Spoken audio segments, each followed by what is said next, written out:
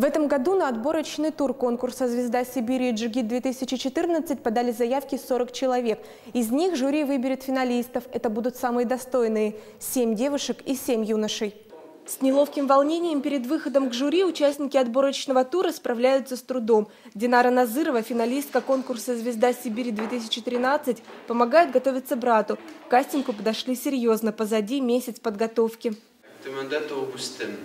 Мәктәпне бетердем 4 белән 5-кә генә. Хәзер укыйм Төмән колледж транспортында. Отборочный тур состоит из 2 этапов – визитка и творческий конкурс. Для Ильгара, как и для большинства желающих принять участие в конкурсе, это интересное приключение в мир татарской культуры и традиций.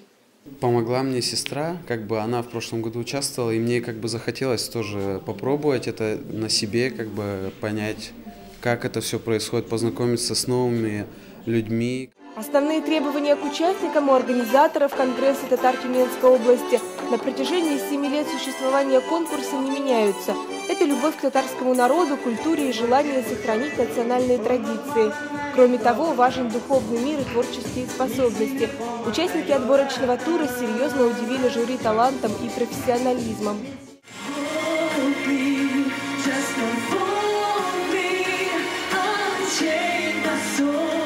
Несмотря на английское исполнение творческого номера, Диана Бакирова на конкурс пришла ближе познакомиться с татарской культурой.